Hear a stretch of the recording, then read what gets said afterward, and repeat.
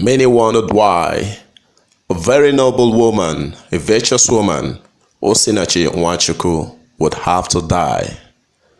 But was her death ordinary?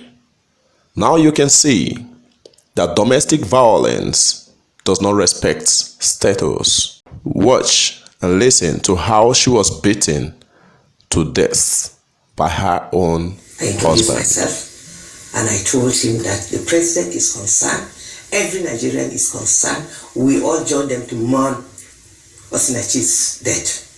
But what we want from him is the truth. If they want us to help them, all I want from you is the truth. The boy adjusted his seat. He looked at me. I said, do you fear God? Did your mom teach you how to pray and speak the truth? He said, yes. Then he opened up. There was nobody, myself, himself, and my palm cemetery. And thank God, my palm sake was recording everything. The boy now opened up and said that their dad used to beat their mom, and their mom was always sad. She was always sad and thinking he would beat her and fling her off. He doesn't spare them himself, that he gathered them in the room and would be beating them with a big belt. If the mom comes in to ask him to stop, he will turn back on her, beat her, lift her, fling her up. And that has always been the issue. And that they are always scared, and that he doesn't go out, he's always in the home. It's the mom that runs around, she goes for her gospel music, bring back the money. In fact, if the money is paid through cash, through a bank account, it's paid to his account. She has no account of her own. Any cash she comes back with, he collects it. And he will give just a peanut to her for feeding. In fact, the boy said he eats more than them. He will give mommy small money, and when she cooks, the next minute he starts shouting and beating her. That he is always shouting. And their mom was living in fear, always sitting sad.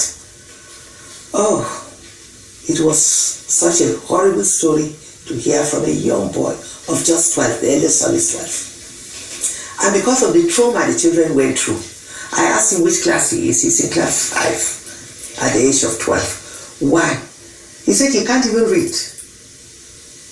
A boy of 12 years can't even read. So mentally, this child is already destroyed. Retarded, yes. Completely. I was battling with tears. So when I finished, I asked him to move to the other side. I called the nanny to bring in the second child. The second son, wonderful, beautiful son, who is also gifted. I learned that he sings well. They mentioned it, so I asked him, I said, can you sing for me? When he sang, you could hear his voice like an angel. They are all battling with tears. The DPO or a man couldn't help his tears. The second son explained the same horrible situation that they've all been going through. So my pastor said, even these two were enough.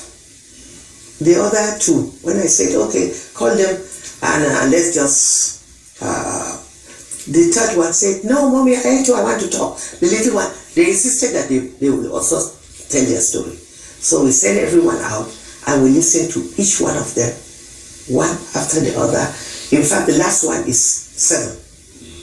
A girl, the only girl in the house. It's so sad. This is a situation that I'm calling on all Nigerians to stand with us and demand justice for Osinachi, and these children must be protected because he is not just a bully. I lack words to describe this man. Abusive husbands that are killing innocent women day in, day out.